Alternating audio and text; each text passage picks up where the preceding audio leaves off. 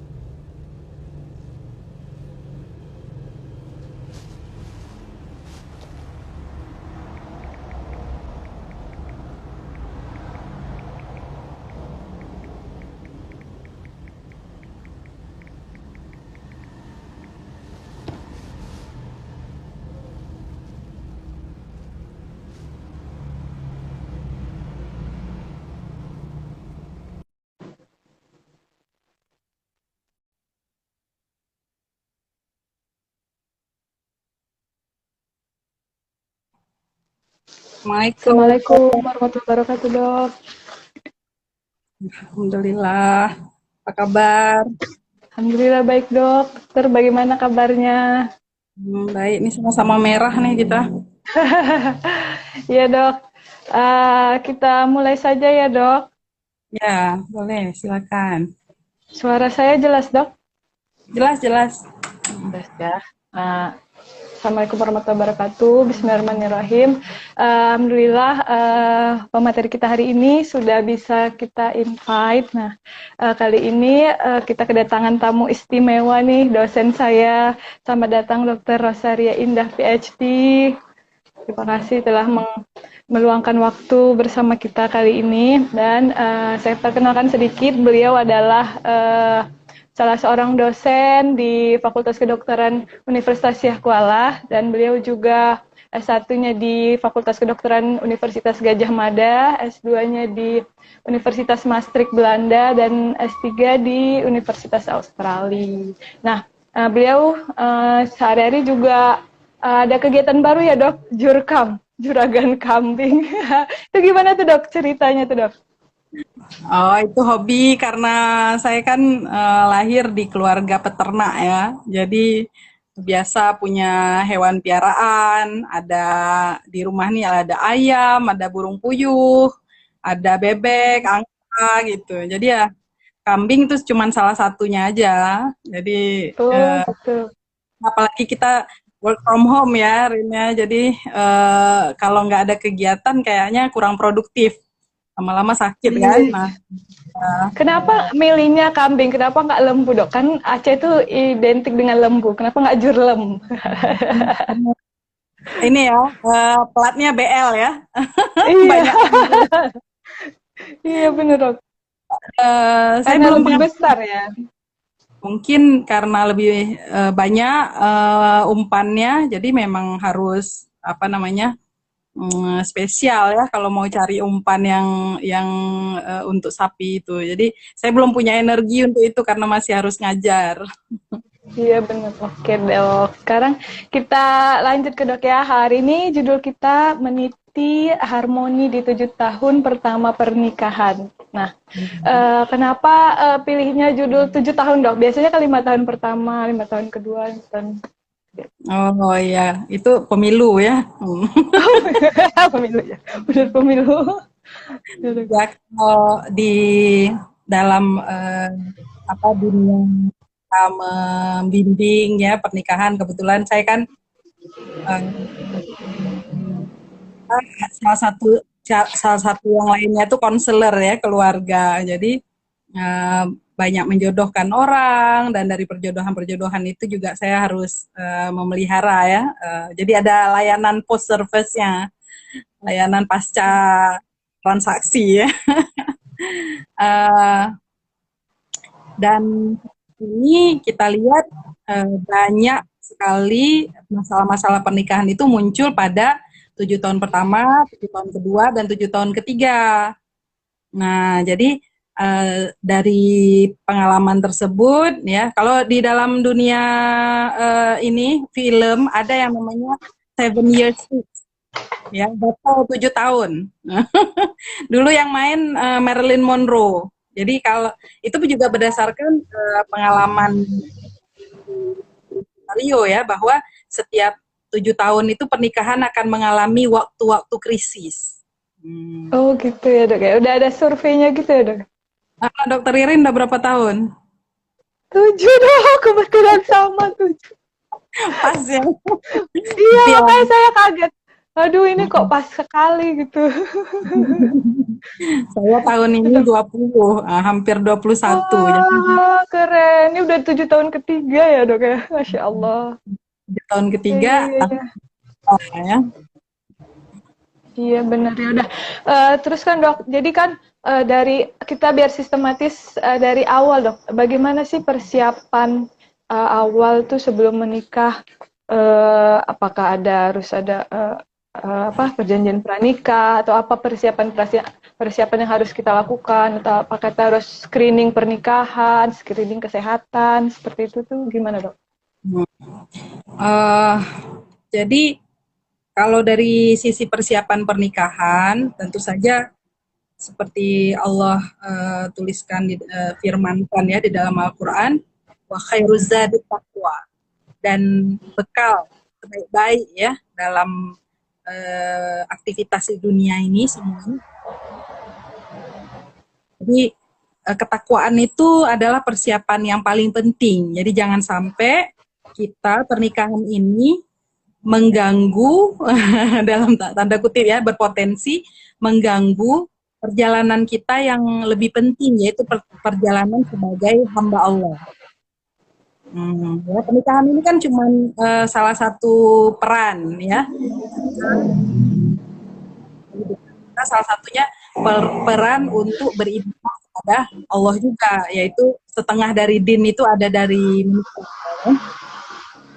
kita harus bertakwa kepada Allah. Nah, jadi jangan sampai kita menikah itu jadi tujuan. Jadi sebelum tujuan udah menekankan ya pada orang-orang yang saya comblangin ini udah 24 pasangan itu bahwa pernikahan ini hanyalah sebagian dari perjalanan. Nah, bisa jadi kita jalan bersama seseorang yang lain gitu. Tapi bisa juga jadinya kita tidak, mungkin jadi janda atau jadi single, stabilillah ya selama-lamanya. Nggak masalah. Nah, jadi kalau kita persiapan takwa, maka insya Allah perjalanan ini lebih mudah. Nah, setelah bekal takwa itu baru bekal-bekal yang lainnya. Yang semuanya juga kalau dibilang bekal kesehatan, kalau kita mau jadi pengusaha harus sehat, ya kan? Jadi dokter harus sehat. Jadi insinyur harus sehat. Persiapan kesehatan itu udah pasti, tapi tidak tidak lebih prioritas daripada takwa, ya kan? Nah, yang ketiga baru persiapan ilmu. Nah, kadang kita nikah ini tujuannya hanya ikut orang-orang, ya. Orang-orang nikah, aku nikah, nggak begitu. Harus ada ilmunya. Semua hal kalau nggak ada ilmunya nanti akan tersesat. Kita tahu ilmu dalam menarik hati mertua, ya. Bagaimana ilmu menjalin hubungan dan memeliharanya dengan para ipar, ya. Karena kita bergabung sama keluarga orang itu harus pandai-pandai. Pandai-pandai. Misalnya Ustazah Yoyoh dulu pernah almarhum ya, semoga Allah melapangkan kuburnya. Berwasiat pada saya ya kan, sebelum menikah itu, jangan sampai hadiah-hadiah pernikahan itu nggak kita bagi sama ipar, mertua. Jadi semua hadiah itu begitu saya lakukan tuh, begitu saya nikah, saya kasih semua. Silakan kakak, abang, dan saya siapin hadiah khusus buat mereka ya. saya kasih satu-satu. Ya bang, kakak sudah. Karena biasanya pernikahan itu kerja gotong royong semua orang ya kan. Jadi saya siapin hadiah. Nih kakak abang hadiah itu. Terima kasih sudah menerima saya di keluarga Anda gitu. Ya di keluarga kakak abang, adik gitu. Jadi sejak lalu kemudian menjalin hubungan, misalnya kalau pergi ke rumah mereka jangan sampai nggak bawa oleh-oleh, jangan sampai tangan kosong gitu. Pergi bawa oleh-oleh waktu itu karena Jumatan ya, semua toko tutup. Bawang 1 kilo saya bawa. Untung adik ipar saya itu rajin berterima kasih. Ya, alhamdulillah. Jadi ilmu-ilmu seperti itu dari persiapan takwa, persiapan persiapan ilmu. Itu paling nggak minimal ya. Yang lain banyak lagi persiapannya. Iya benar-benar dok. Terus kalau misalnya masalah komunikasi gimana dok? Bagaimana kita merawat komunikasi dengan pasangan di tahun-tahun pertama itu biasanya kan baru kenal, walaupun misalnya lah pacaran, tapi kadang beda kan seseorang tuh pacaran sama setelah menikah. Bagaimana kita manajemen komunikasinya? Ya, tentu saja masalah komunikasi itu hal yang terpenting ya. Karena apa? Perceraian penyebab utamanya adalah perselisihan yang tidak selesai-selesai. Ya, itu merupakan 60% penyebab perceraian di Indonesia. Yang kedua baru masalah ekonomi, ya, tidak diberi nafkah dan sebagainya. Yang ketiga masalah perselingkuhan, ya. Baru ada sebab-sebab lain, ya. Misalkan ada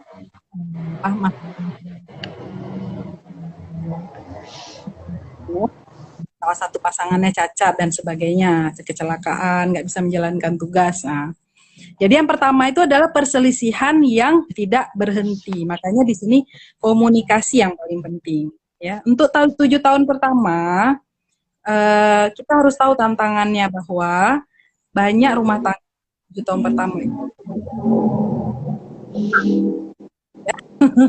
Karena anak yang kecil-kecil, biasanya anak 2 gitu ya, kayak Ririn ya, anak 2 kita kelelahan, karena harus ceboin ya kan, malam-malam harus bangun.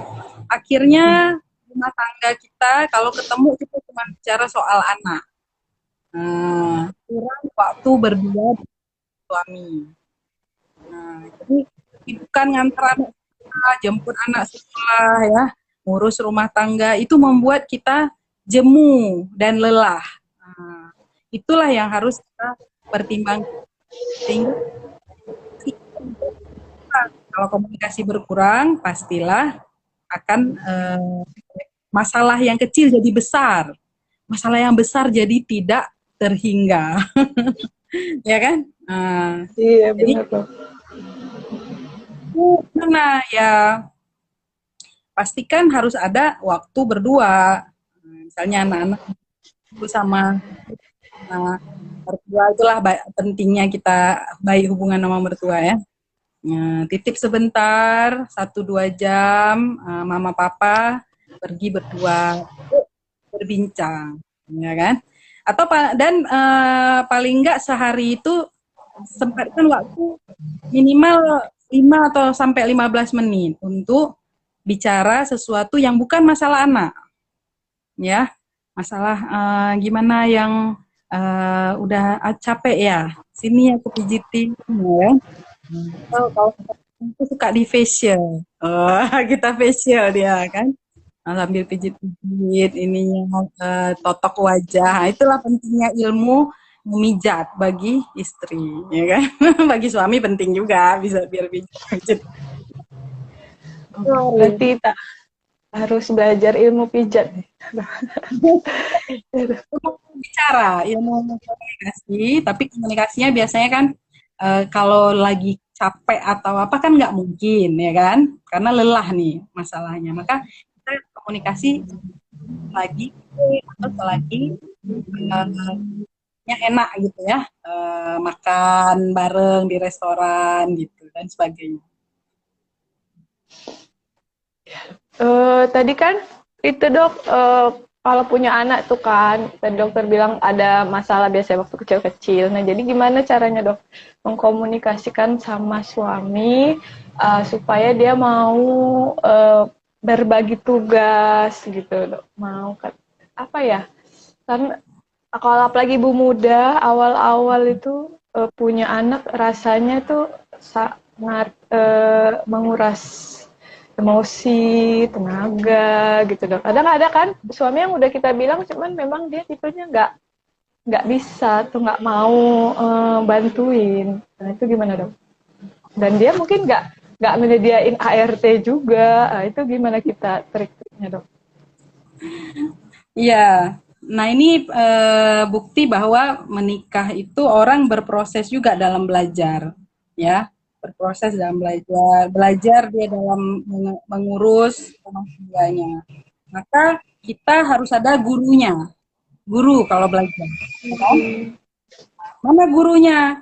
Gurunya adalah orang yang kita kunjungi atau kita misalkan ada pastikan aja ada keluarga-keluarga, misalnya ipar saya dia ahli anak apa bapak-bapaknya tuh sangat baik dalam apa namanya mengurus anak, mau dia. Sebentar ya, saya pakai headsetnya nih kalau suaranya kurang bagus nih.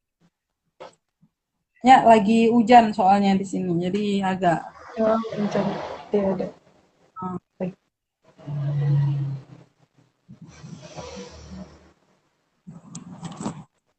ya. Kedengeran suara saya?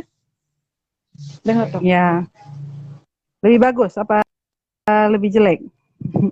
Lebih jelas sih dok, lebih jelas. Lebih jelas tadi, ya. Tadi ada putus-putusnya juga. Oke. Jadi guru-guru kita itu misalnya keluarga sering-sering main ke rumah keluarga yang memang bisa ngurus anak, ya. Jadi bapaknya mau ikut menyeboi, ya, mandiin anak, mau nganter anak sekolah gitu. Jadi dia punya perbandingan, ya, suami kita tuh punya perbandingan. Oh ternyata bapak-bapak harus berperan gitu ya, berbagi peran dengan ibunya. Kalau keluarga kita itu tidak ada, maka bisa pada ustadz, ya kan? Ustadz yang bukan pintar agama aja, pintar ngurus anak. Nah, kalau saya juga sering ngajak dengan kawan-kawan yang ya seperti itu bisa kita tiru gitu. Nah, dengan lingkungan yang seperti itu, suami kita kan bisa melihat ternyata mengurus anak itu memanglah kewajiban dari ayah. Karena di Quran sendiri banyak dialog itu ya antara ayah dan anak, ya kan? Coba kita lihat dialog Nabi Ibrahim dan Ismail, ya kan? Alaihi salam. Ibrahim Nabi Yakub dengan Nabi Yusuf, ya kan, anaknya. Lukman dengan anaknya, gitu kan? Banyak lagi contoh-contoh ya, Nabi Nuh dengan anaknya. Jadi dialog-dialog yang terekam di Quran itu semua dialog ayah dan anak, bukan dialog ibu dan anak. Makanya kita harus mendekatkan ya antara ayah dan anak itu. Jangan cuman ayah pulang kasih makan, kasih duit gitu ya, kasih duit habis itu tidur atau ngelihat HP. Nah, kita bilang peran ayah dalam penguatan karakter anak itu penting sekali. Kalau enggak anaknya nanti tercetak yang sama, anak laki cuman tahu kalau di rumah tuh dia leha-leha, ya kan? Cuman lihat HP, baca berita, nonton TV, yang kerjain rumah itu ibunya. Akhirnya dia jadi meneruskan kegagalan-kegagalan ayahnya. Nah, anak perempuan gitu juga. Anak perempuan harus punya hubungan baik dengan ayahnya karena dia bisa merasakan penghargaan. Ya, beginilah harusnya lelaki memperlakukan perempuan. Nah, kalau dia tidak pernah disayang sama ayahnya, ada ini saya ya, teman saya, dia itu nggak pernah mau peluk anak perempuannya, hanya anak laki-laki yang dipeluk. Akhirnya anak perempuannya itu depresi ya, sedih. Ayahnya ya dok, ayahnya. ayahnya itu nggak mau peluk anak perempuan karena merasa anak perempuan tuh nggak perlu dipeluk, yang laki-laki yang perlu dibanggakan, ya kan? Disupport. Biar anak perempuan tuh ibunya yang peluk gitu. Nah, itu nggak bisa seperti itu. Akhirnya dia mencari-cari figur ayah. Dia mulai ketika dia besar, dia teenager gitu, cari pacaran ya, pacarnya yang jauh lebih tua. Ingin dimanja di ini karena ayahnya nggak bisa memberikan itu dan dia nggak tahu. Dan kadang-kadang dia pacaran dengan seseorang yang abusive ya, suka nempeleng, suka ini karena dia juga nggak tahu gimana sih seharusnya perempuan tuh dihormati gitu. Dia nggak pernah melihat ayahnya tuh cuciin kaki dia gitu kan, mandiin dia nggak pernah lihat ayahnya tuh membantu di rumah ya, nggak pernah lihat ayahnya mijitin ibunya yang kecapean, nggak pernah. Jadi dia juga merasa biasa aja, di abuse tuh biasa aja gitu. Memang perempuan abuse gitu, perempuan tuh suruh ini, suruh itu, suruh ini, suruh itu. Dia nggak ngerti bahwa perempuan tuh harus dimuliakan gitu. Jadi kehilangan ayah itu efeknya hebat. Kehilangan. Saya juga punya temen dok yang dia kehilangan figur ayah, tapi dia jadinya gini, jadi mau istri kedua gitu, mau jadi istri kedua aja deh, ketiga gitu, nggak apa-apa deh gitu, saking kan saking kan hopelessnya gitu. Ya mungkin dia menemukan sosok laki-laki yang sepertinya bisa karena dia lebih suka laki-laki yang udah pernah punya pengalaman punya anak. Jadi terus, dia udah melihat ya. Dia mungkin melihat sosok ayah itu pada suami seseorang yang sudah beristri gitu dong. Jadi dia kagum sama seorang yang punya istri, dia rela gitu jadi istri kedua, ketiga, nggak apa-apa deh gitu. Ya, karena dia melihat kalau masih single itu belum teruji tanggung jawabnya. Sedangkan yang udah punya istri itu udah teruji, dia bisa ngurus rumah tangga. Jadi akhirnya dia jadi will. Iya, benar-benar. Iya. Terus kan dok, di 7 tahun tuh kan kalau pernikahan udah lama ya dok ya. Kadang ada orang bilang kalau saya udah hilang rasa, saya udah nggak ada rasa lagi, udah nggak jatuh cinta lagi sama istri saya, jadi saya cari orang lain gitu. Itu gimana dok? Merawat atau memupuk rasa itu kan sebenarnya kita harus rawat kan, jangan kita berpatokan sama zat rasa itu kan, dok, itu gimana? Iya, betul. Jadi cinta itu kata murabiah saya ya, itu seperti pohon. Ya. Jadi kalau kita sirami, kita pupuk setiap hari, maka dia akan tumbuh besar dan kuat, mampu menahan angin yang kuat gitu. Tapi ketika kita tidak siram, tidak pupuk, maka dia bisa kering dan mati. Jadi itulah yang kita usahakan, kita pupuk setiap hari, setiap minggu, setiap bulan, itulah, ya kan? Jadi pada 7 tahun pertama itu biasanya karena sibuk ya, anak-anak masih kecil-kecil, belum bisa mandiri ya, masih harus ngekor kemana-mana, kita kelelahan, habis waktu ya, dan tidak bisa memprioritaskan ya dengan baik bahwa kita harus merawat sebenarnya cinta yang sebenarnya tumbuhnya juga belum kuat-kuat amat, ya kan? Apalagi kalau misalnya belum pernah kenalan sebelumnya, belum pernah bersahabat ya. Kayak saya nih nggak kenal sama sekali sama suami, maka 7 tahun pertama itu adalah tahun ta'aruf ya, ta'aruf yang awal. Tetap aja ta'aruf sampai puluhan tahun, tetap ta'aruf karena kita selalu tahu laki-laki yang kita nikahi dulu 7 tahun yang lalu itu nggak sama dengan 7 tahun sekarang, ya kan? Udah berubah dia. Apalagi kalau udah 20 tahun tuh berubah. Dulu nggak suka sama baju yang kaos yang ada kerah, sekarang udah lebih berkerah gitu kan.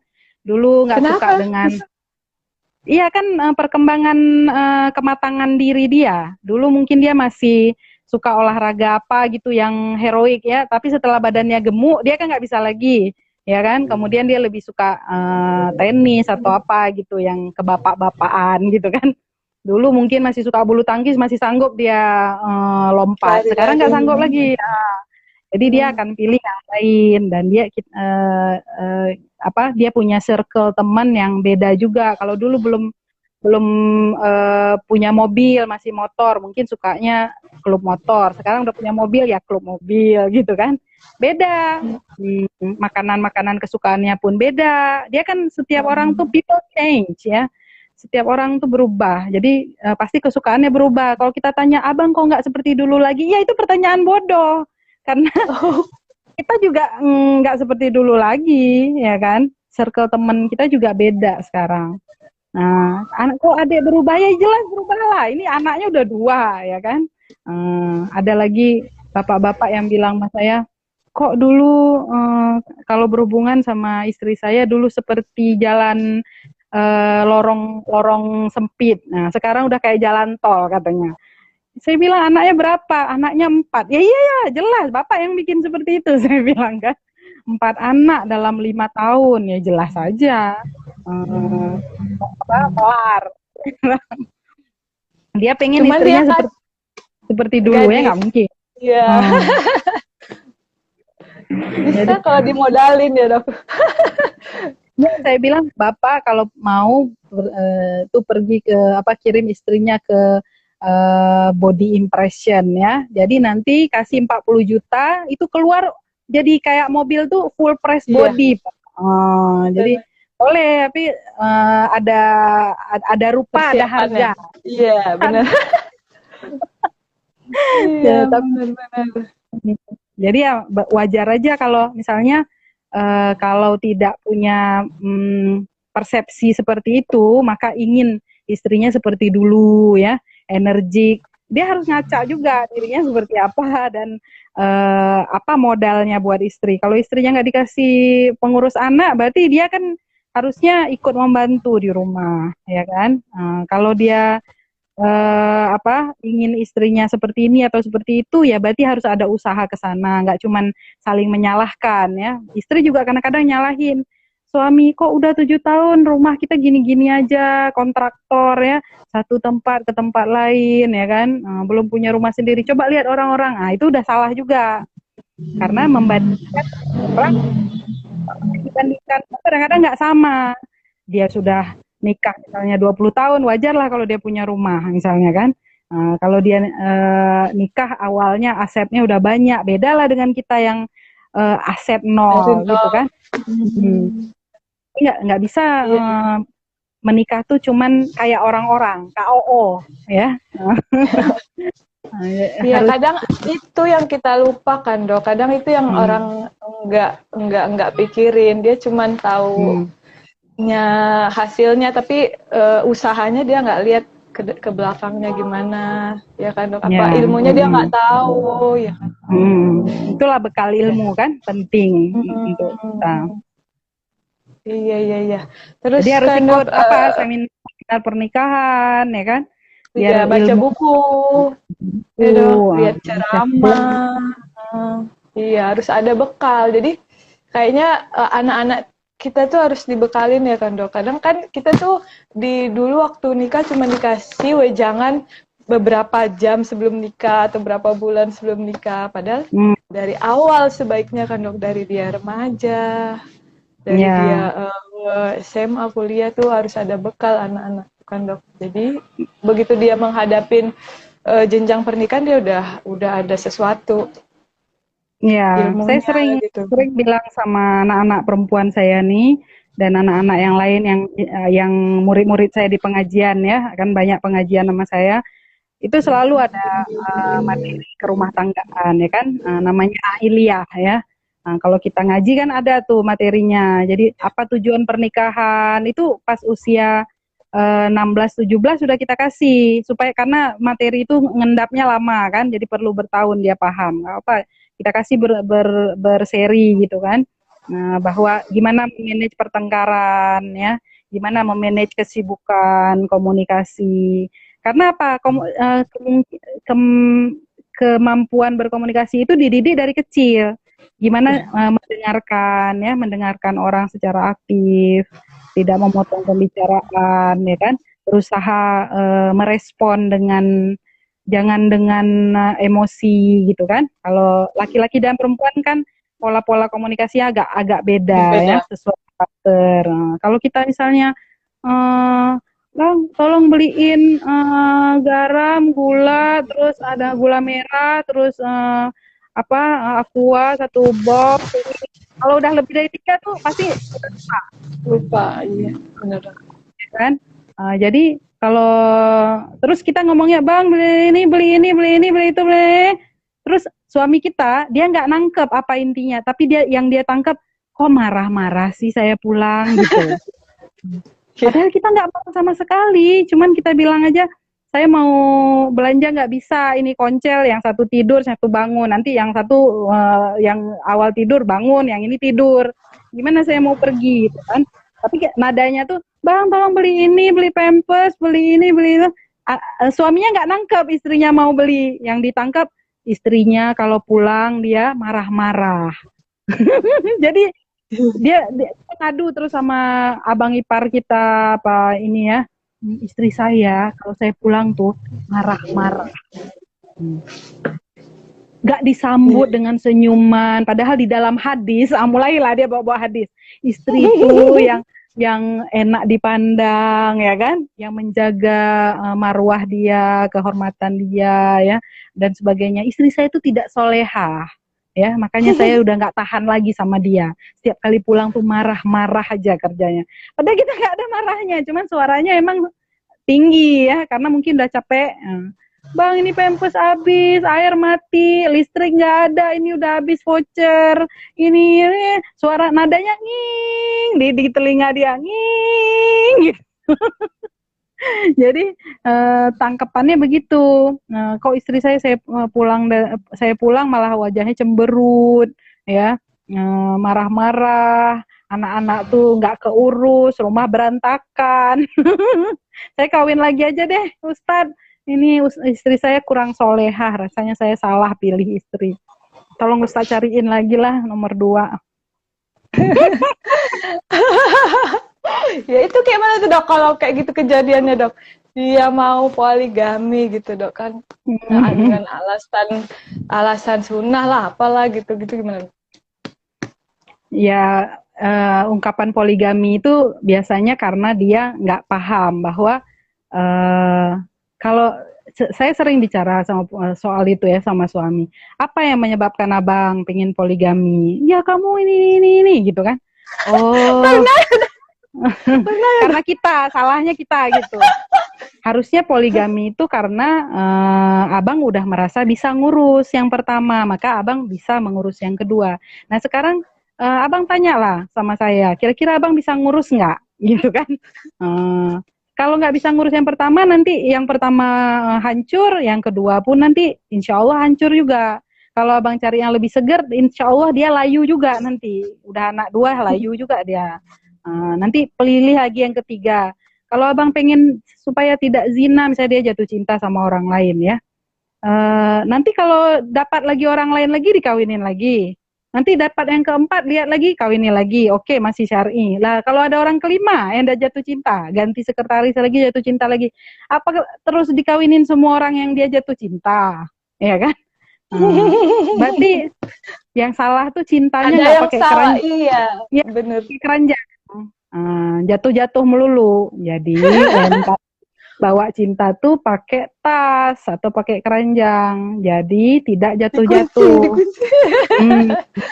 Resleting supaya punya hati kita harus diresleting, ya kan? Jangan sampai. Jadi penyebabnya apa? Tanya dulu. Apakah karena saya salah? Apa karena abang nggak bisa jaga hati? Apakah karena jaga pandangan, apa karena bisikan kawan-kawan yang selalu ngomong soal poligami? Abang pengen abang poligami, nggak apa-apa, tapi coba kita berkaca sama diri sendiri. Kita udah siap, udah punya kemampuan nggak? Seperti pernikahan pertama, kita kan selalu berpikir kita mampu apa enggak, ya kan? Istata'ah atau tidak. Mungkin secara biologis istata'a, tapi secara finansial tidak, secara emosi tidak, secara ya jadi kita tata dulu yang pertama. Nanti kalau kita udah harmonis, nah insya Allah boleh abang kawin lagi nggak apa-apa. Insya Allah saya rela.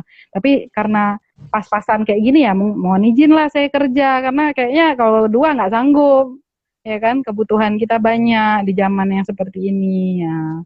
Jadi dikomunikasikan dengan baik, jangan langsung nggak boleh gitu kan.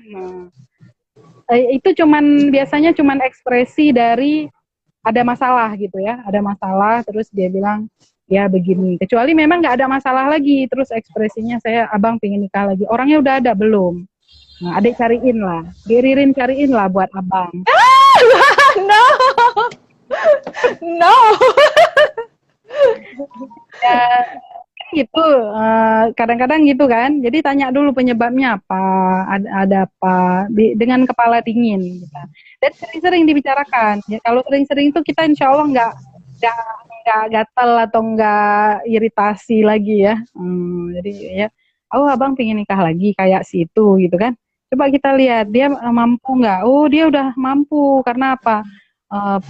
Dia badannya sehat, jadi pembagian malam bisa adil gitu ya, badannya sehat, kemampuan berhubungan besar, kemampuan mengurus anak-anaknya itu dekat sama dia gitu kan, kemampuan finansialnya ada, dia bisa bikin rumah yang lain, nggak dikumpul-kumpulinnya istri dua dalam rumah satu, kontrakan kecil, kamar cuma 3 gitu kan, dia bisa bagi-bagi beberapa rumah gitu.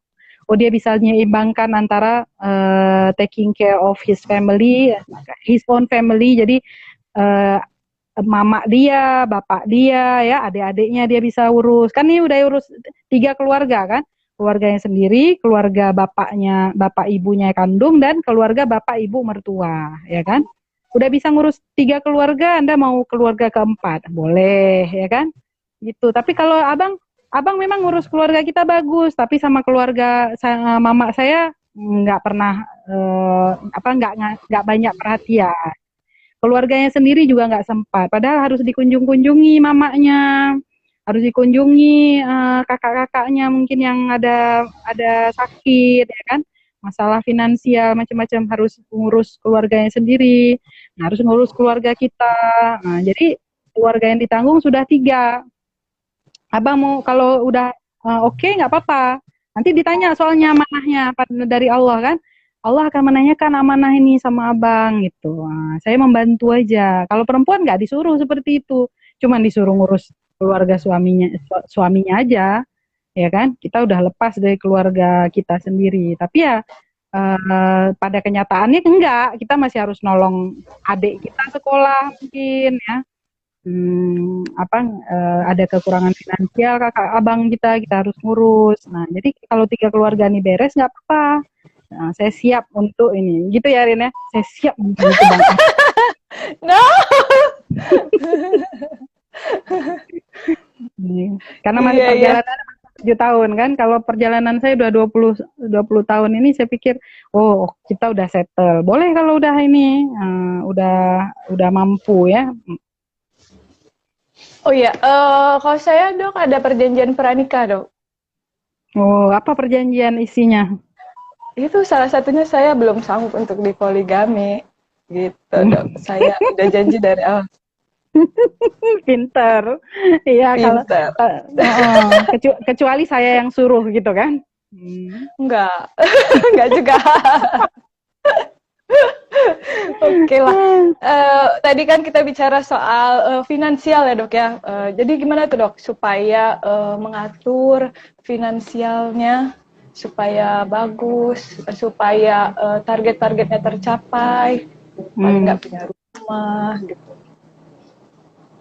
Ya itu semua keluarga punya cara sendiri ya yang ideal bagi mereka. Kita nggak bisa there is no one size fit all ya, nggak mungkin satu model tuh cocok buat semua ya. Jadi ada rumah tangga yang saya lihat ada contoh misalnya uang itu dipegang oleh orang yang lebih bagus manajemen keuangannya ya. Kadang-kadang kan kita yang perempuan lebih irit lebih bagus memanage. Tapi kadang-kadang juga ada perempuan yang boros ya, karena karakter dia dari kecil mungkin terbiasa dimanja, boleh spending sesukanya ya, nggak punya laporan, nggak punya catatan dan sebagainya. Mungkin suaminya bagus megang uang misalnya.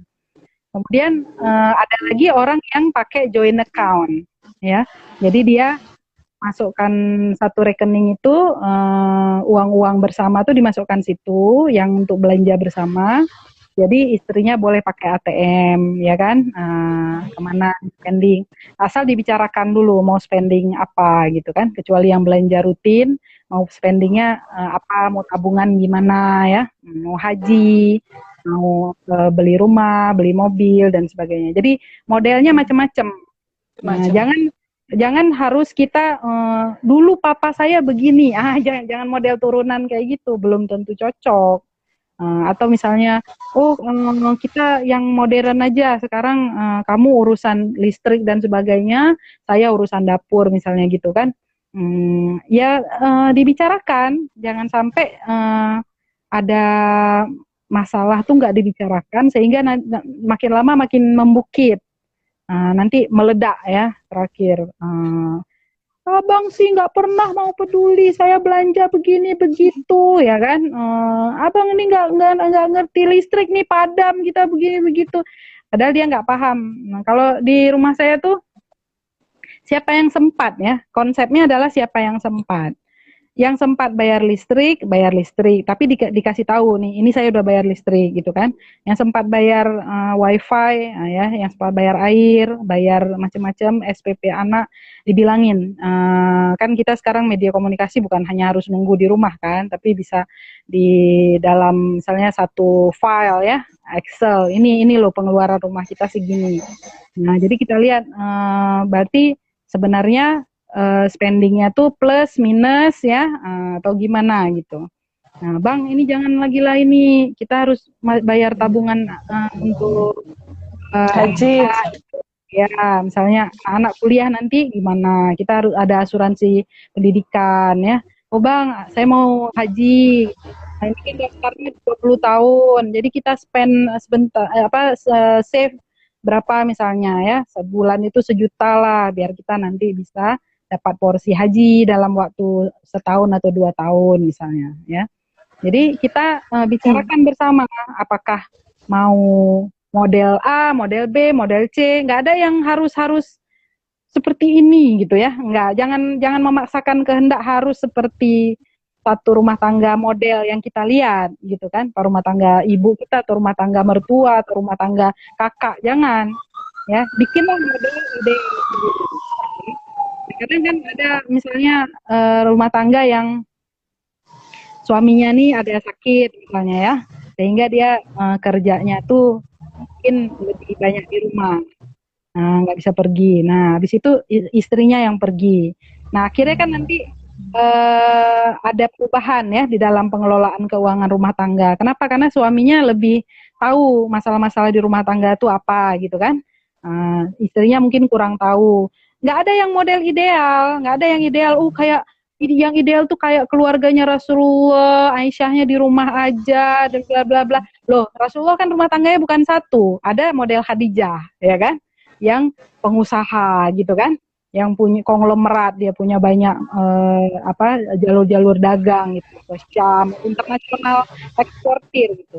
Oh, ada model rumah tangga Zainab, Rasulullah dengan Zainab binti Khuzaimah yang pintar dalam membuat roti, sehingga digelari Ummul Masakin, ibunya orang-orang miskin, karena banyak orang miskin pergi ke rumah dia minta roti. Dia mencukupi dirinya sendiri gitu ya, dan juga bisa bersedekah dengan banyak orang lain. Sampai digelari seperti itu kan luar biasa ya, ibunya orang miskin gitu. Jadi ada model-model yang beda gitu. Rumah tangga Rasulullah tuh nggak semua Rasulullah dan Aisyah ya. Jangan paksakan satu model dalam pengelolaan rumah tangga harus seperti ini, seperti Ustadz A, Ustadz B, Ustadz C. Itu nggak akan working, ya, nggak akan bisa berjalan dengan lancar karena ternyata banyak model yang idealnya untuk kita buat sendiri, nggak harus kita tiru dari orang lain. gitu, Rin. Mungkin gitu juga ya dok, apa hikmahnya Rasul itu punya beberapa istri, jadi kita bisa melihat model yang mana kan, kalau Betul. satu aja kalau Betul, orang kan betul. lihatnya dari yang lain kan gitu, Ya. padahal banyak hikmah dari poligaminya Rasul itu ya kan dok. Ya, Sallallahu Alaihi Wasallam, beliau tuh memang manusia ideal ya. Nah, karena bisa memberikan banyak model ya. Iya. Ya, peran sebagai ayah beliau bisa ini, peran sebagai suami dari istri yang model begini, peran suami istri model begitu ya. Ada peran suami dengan istri yang lebih tua umurnya, istri yang lebih muda umurnya. Dia bisa memberi teladan pada banyak orang dan sikapnya itu berbeda-beda, ya kan? Nanti kalau ada yang nanya perempuan ya, nanya pada Rasulullah SAW, suami saya itu malas tidur aja, tiduran di rumah begini begitu begini begitu kan. Kemudian udah dia bilang gitu ya Rasulullah, dia bilang dia sudah menziharku, sudah membuat menceraikan aku gantung gitu ya. Jadi aku nggak bisa nikah sama orang lain lagi dan aku juga haram berhubungan sama dia. Gimana tuh Rasulullah gitu kan? Jadi beliau kemudian memberitahu, oh begini kalau model suami kamu model begini, jalan keluarnya begini gitu kan. Ada lagi yang misalnya mengeluh, ya Rasulullah suamiku itu tidak pernah dandan. Pokoknya kalau ini lusuh, dekil, and kumel, ya kan? Bagaimana itu ya Rasulullah? Gitu-gitu kan? Jadi ada banyak model keluarga di zaman Rasulullah SAW dan sahabat, bukan satu model, ya. Jadi ada berkahnya juga kita dari pernikahan yang banyak model itu, sahabat-sahabat, ya, seperti Abu Bakar juga punya istri beberapa dan modelnya lain-lain, Umar juga beberapa, ya, Utsman beberapa. Dengan itu kita jadi bisa belajar. Ternyata sikap para sahabat juga nggak menyamakan semua istrinya, nggak. Tergantung karakter dari istrinya, kondisi istrinya. Ada yang istri udah tua, ada yang istrinya masih 17 tahun, ya. Maka kita bisa contoh ya, dengan kondisi kita. Jangan contoh yang nggak sesuai, nanti malah ribut, ya kan? Iya dok. Kira-kira ada nggak dok tips supaya kita terhindar dari pelakor atau uil, itu gimana dok tipsnya kira-kira dari dokter? Ya kita tingkatkan imunitas, ya. Kayak kita pada perang melawan COVID ini, yang utamanya adalah meningkatkan imunitas kita. Dan internal kita harus kuat. Misalkan kita tadi masalah komunikasi ya. Imunitas kita terhadap hambatan-hambatan komunikasi itu kita tingkatkan. Misalnya kalau virus-virus dalam komunikasi itu kan virus kecemburuan ya, virus ketidakpercayaan ya, virus kebohongan. Nah, jangan sampai kita menganggap remeh ya, meremehkan sehingga kita bohong-bohong dikit nggak apa-apa gitu kan. Lama-lama bohongnya makin lama makin besar. Nah, misalkan kita istilah dalam ini ekonomi rumah tanggaan itu keseimbangan dalam rekening. Kalau kita berbuat baik itu namanya menambah rekening, ya, debit gitu kan. Kalau mengurangi rekening dengan kemarahan, dengan kecemburuan, dengan ketidakpercayaan itu namanya kredit. Nah, harus dijaga balance dalam keluarga itu dan lebih baik lagi kalau debitnya lebih banyak. Nah, jadi kebaikan-kebaikannya lebih banyak. Senyum kita lebih banyak daripada marahnya gitu kan. Kelucu-lucuan yang kita tabung bersama suami ya, tertawa bersama ya, merayu suami, rayuan-rayuan itu lebih banyak daripada kata-kata yang tidak enak gitu kan, daripada ketersinggungan misalnya. Kalau kita jaga rekening kita itu lebih bagus, lebih banyak yang baik, dan karena yang kreditnya nggak mungkin sama sekali nggak ada kan, pasti ada. Ada rasa cemburu, rasa nggak percaya, rasa tersinggung ya, ada pasti. Oh ini dek, abang mau beli tas buat mama abang gitu kan. Kan kita merasa, ih mamanya aja yang dibeliin, mama aku nggak dibeliin, ya kan. Nah habis itu Nah, tapi kita nggak mengungkapkannya. Akhirnya itu tertabung dalam bentuk kredit, ya kan? Masuk tertarik gitu, keluar rekening kebaikannya. Padahal kalau kita tanya tas mama udah rusak ya bang ya? Iya kemarin abang lihat kan bolong, ada lubangnya kan, takut nanti dompet mama itu gitu. Oh kita ingat mama kita tasnya masih bagus, tapi mungkin perlu juga tas pengajian ya, bang bisa nggak beli 2 gitu kan? Nah, kita bilang biar mama saya dapat juga, karena saya lihat juga mama nggak punya tas pengajian. Kalau pergi pengajian perginya pakai plastik, ya kan? Memang mama kita nggak minta, tapi mungkin kita beliin lah buat beliau biar senang gitu. Oh iya dek, abang lupa, misalnya gitu. Ada nggak model yang kayak gitu lagi, atau ada model yang lain kalau mudah rezeki, atau kalau abang agak ini saya tambahin deh duitnya, misalnya gitu kan? Nah, biar bisa beli dua-dua mama kita. Nah itu jadinya balance lagi rekening ya, nggak terlalu ini. Tapi kalau kita diem aja dalam hati kita, kemudian sama ini kan akhirnya ibu berkurang terus balance kebaikannya, karena kita perasaan ingin menjaga perasaan suami mungkin, tapi ujung-ujungnya malah perasaan kita jadi nggak seimbang, jadi bom gitu. waktu ya. Jadi bom waktu lama-lama. Jadi mungkin itu yang kita ingatkan aja, kadang-kadang suami juga lupa kan. Iya dok. Terus berarti kapan sih dok kita, katanya kan nggak boleh membicarakan masalah rumah tangga dengan orang yang tidak tepat, takutnya nanti salah dia kasih solusi. Ke siapa sih dok? Kalau misalnya kita ada komunikasi yang nggak bisa terselesaikan tuh kemana sih kita bawa nantinya gitu dok? Yang tidak boleh diceritakan itu adalah masalah ranjang. Oh iya dok. Yang Selain tidak boleh itu diceritakan boleh. tuh masalah ranjang. Kalau selain itu kan masalah biasa aja, maka ceritakan pada orang yang bisa memberikan solusi. Ya, jangan ceritakan pada orang yang nggak bisa memberi solusi, hanya sekedar biar dada kita lapang. Ya, padahal itu makin berat nanti, karena apa? Dia nambahin masalah. Dia menyebar ke grup WA, grup apa, dia curhat di WA keluarga dan sebagainya, itu jadi masalah nanti. Nah, jadi pun masalah ranjang, kalau ada masalah, pergi sama orang yang bisa menyelesaikan. Nah, kadang kita ngomong sama ipar-ipar kita pun nggak selesai, karena itu bukan wilayah mereka.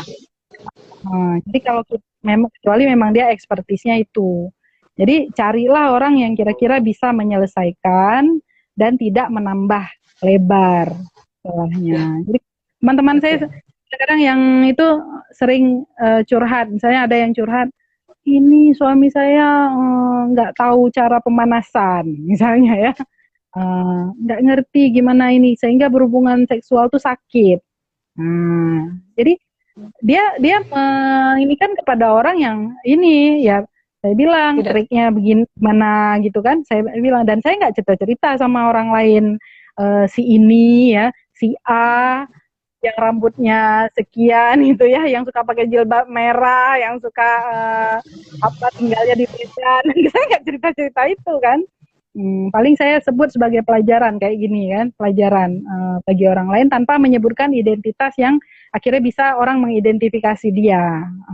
Jadi kalau kita cerita-cerita begitu, masalah kita selesai dan nggak berkembang, nggak meluas, ya. Atau nggak selesai karena itu butuh dua belah pihak ya. Jadi suami juga ada, misalnya kalau saya ingin suami saya diperbaiki, kadang-kadang saya minta bantuan orang yang dekat dengan suami, ya, mungkin kakak ipar, mungkin abang ipar, ya, makanya kita harus perbaiki sekali hubungan kita dengan kakak-kakak ipar kita, karena kalau nanti ada masalah sama suami, kita nggak tahu kemana nyarinya, kita cari ustadz, mungkin suami kita pun nggak ngaji lagi, ya kan, harus dekat sama keluarganya lah. Tapi kalau suami saya sih karena ngajinya kenceng ya, saya terbuka sama ustadznya, ya kan? Saya tahu ustadznya siapa, tolonglah ustadz dinasihati gitu kan. Nah, masalah ini begitu. Tapi kan bukan masalah ranjang, saya ngomongnya masalah apa misalnya ya, urusan sama anak, urusan sama keluarga gitu, masalah maisha. Kadang-kadang suami kita pengen bikin surprise kan, surprise, hadiah, kasih hadiah baju dalam, tapi nggak ada yang muat. Jadi, karena dia pengen surprise, dia lupa istrinya bukan umur 26 tahun lagi, udah 47. Gitu kan. Jadi kita kadang-kadang orang pengen surprise tapi nggak bisa pas gitu. Nggak apa-apa. Kita ada hal-hal yang bisa kita bicarakan sama orang lain, tapi nggak cocok kalau dibicarakan dengan, apalagi curhat di medsos. Mau nasihati suami tapi curhatnya di medsos, ya kan? Suami itu haruslah mengetahui ukuran BH istri. Lah ngapain ditaruh di medsos, ya kan? Iya. Bikin susah aja. Ada cerita-cerita dari pasangan-pasangan yang konsul ya, dia konsul sama saya, ya saya bilang jangan terlalu mengumbar ya, Iya. Iya, nambah masalah itu. Ya, nambah masalah. Terus dok, pertanyaan terakhir nih kayaknya dok, kapan sih kita harus take a break from a marriage? Kira-kira dok, apa harus atau gimana ya kita ambil keputusan seperti itu dok? Nggak ada kata take a break in marriage, nggak ada. Yang ada me time boleh ya. Tapi tidak boleh ada misalnya, Bang, kayaknya kita harus berpisah sejenak deh, biar menenangkan diri, ya. Justru itu berbahaya, ya, karena hakikat pernikahan itu dia bersama. Jadi kalau menenangkan diri sama juga. Jangan satu kemana, akhirnya nggak ketemu-ketemu, pikirannya jadi melayang-layang, ya, kelihatan orang lain, nah curhat pada orang lain, kacau. Jadi perjalanan bersama ini harus kita tenangkan bersama. Kalau mau take a break dari hidup yang hektik, pergilah berdua gitu. Berarti Bang, ayo kita ke luar negeri gitu ya. Nah, yuk kita ke Paris berdua aja. Nah, selama kesulitan perjalanan itu kita akan merasakan bantuan ya, bantuan satu sama lain. Saya gitu juga, misalnya mau, ini ada masalah, yuk camping gitu kan. Karena kalau camping itu kan susah. Harus cari tenda. Jadi ada sesuatu yang kita lakukan bersama. Jangan, Bang, aku pergi ke Bali ya sendirian. Abang ngurus anak-anak. Itu sih makin makin meletus nanti masalahnya. Jadi ya, kalau take a break harus ada seninya juga ya. Ya, terima kasih banyak dok, ilmunya sangat bermanfaat. Semoga, terima kasih juga pada teman-teman yang sudah hadir bergabung pada live kita kali ini. Semoga bermanfaat. Sehat selalu dok. Mohon maaf lahir batin. Ya, salam buat keluarga semua ya. Ya dok, ya salam buat nenek dok. Dah lama nggak jumpa dok. Ya dok. Ya, makasih. Akhir kata, iya sama-sama dok. Akhir kata, assalamualaikum warahmatullahi wabarakatuh. Alhamdulillahirabbil alamin. Waalaikumsalam.